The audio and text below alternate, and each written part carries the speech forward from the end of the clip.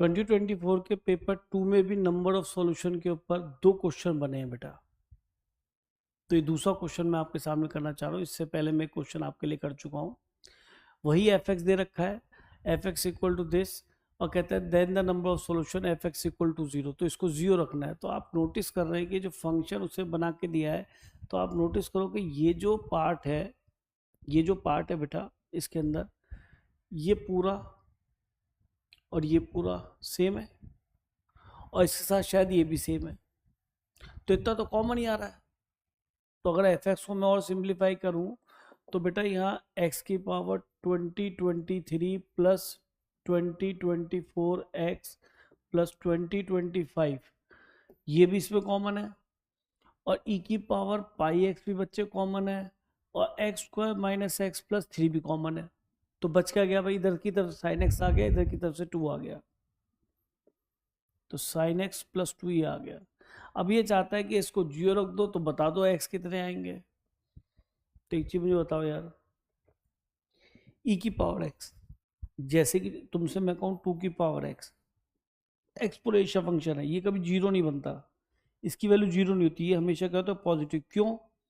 आप 0 रखेंगे एक्स को तो ये 1 बनेगा, तो ये भी पॉजिटिव नंबर है।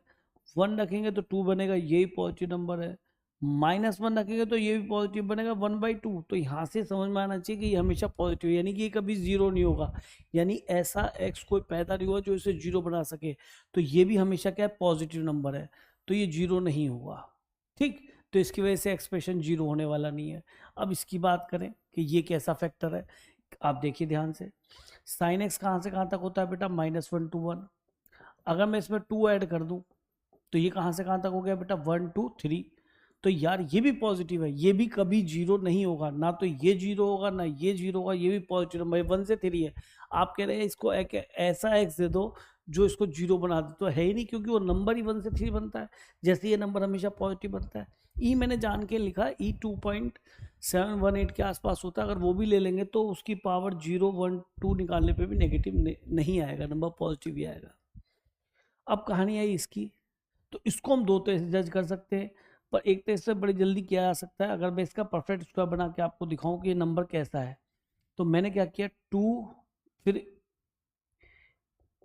a और यहाँ पे b, a मत लिखो, यहाँ पे x लिख लो पहले, 2a और b बैलेंस करने के लिए 1/2 कर दिया।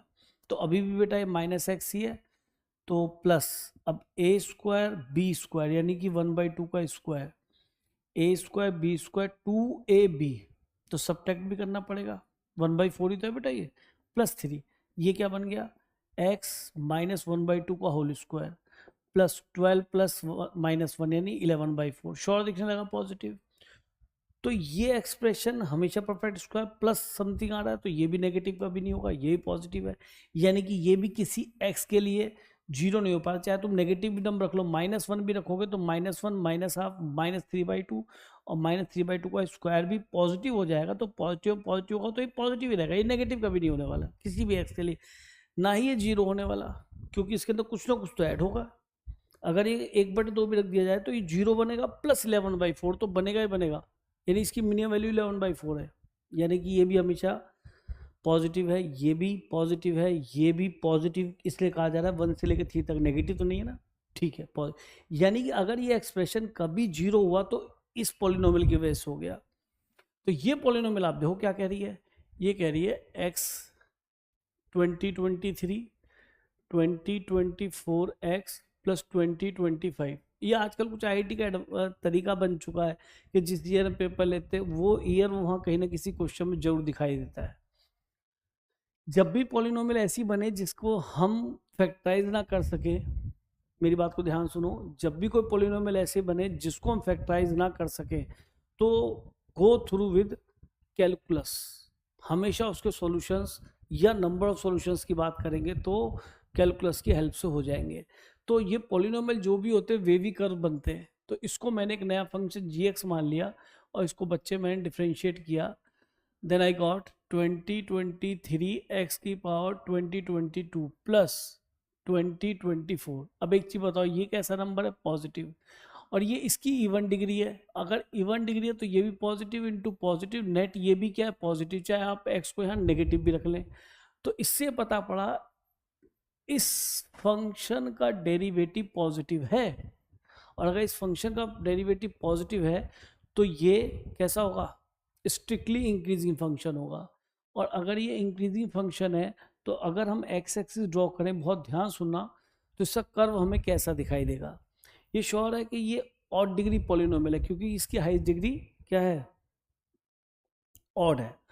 तो आप सोचिए कि जब मैं इसमें बहुत बड़ा नंबर इन्फिनिटी तरफ जाऊंगा तो ये मुझे इन्फिनिटी ले जाएगा, क्योंकि ये तो डोमिनेटिंग है ही नहीं, डोमिनेटिंग डिग्री ये है। और माइनस इन्फिनिटी की तरफ जाऊंगा तो ये मुझे माइनस इन्फिनिटी ले जाएगा।